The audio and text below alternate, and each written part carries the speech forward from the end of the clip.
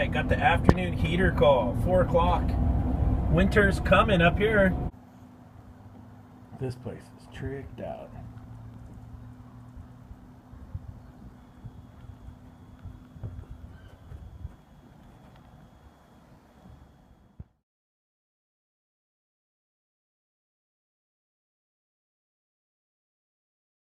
Okay, I took a look at the heat exchanger on this one and I didn't find any cracks that are obvious yet.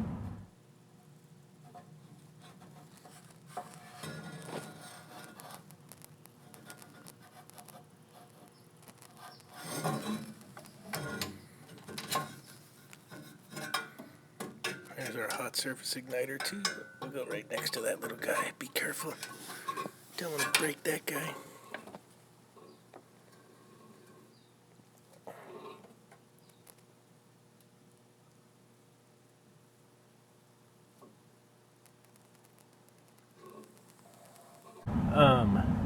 This furnace keeps cycling off, so I got to put it back together. Flame sensor's cleaned up. It's going through its fan delay right now, then it's going to relight. I'm going to check my inlet pressure, or pardon me, my outlet pressure to the burners, and I'm going to check my microamps from my flame sensor right here on the DL429, both screens. The top line will be the gas pressure, and the bottom line will be the microamps. Okay, so here we go. We got our inducer going, and we will get our hot surface igniter here in just a sec.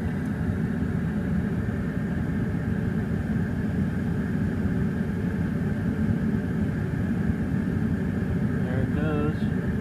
Let's see what we get down here when it lights. Here, it's going to light for us.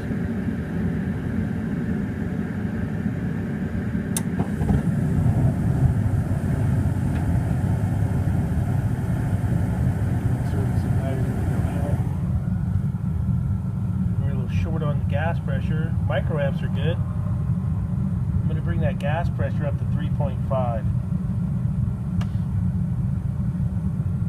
We're at 3.1. This is our gas pressure. These are our microamps for our flame sensor. We'll bring this up here and take a look at it. 3.2.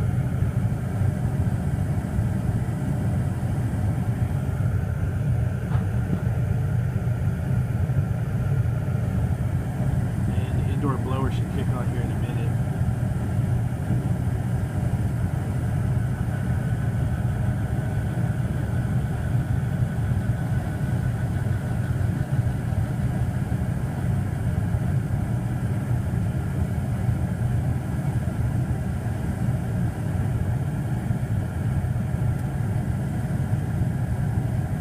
There goes the indoor blower.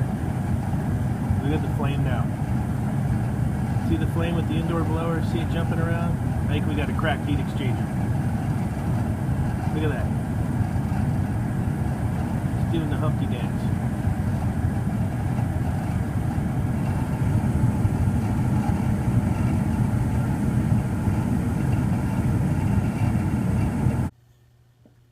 Okay, so this unit's hurting for return air too. They're using that whole plenum as the return. They cut a little return out into the house on the other side of that, right there. And they're just using the framing as the return to come into here. What else I noticed was, look at this limit switch. You see that back there? That's not OEM. That's been put in there because the thing's always tripped on limit over a million years, you can tell. And I got a feeling that's why the gas pressure's turned down on here too.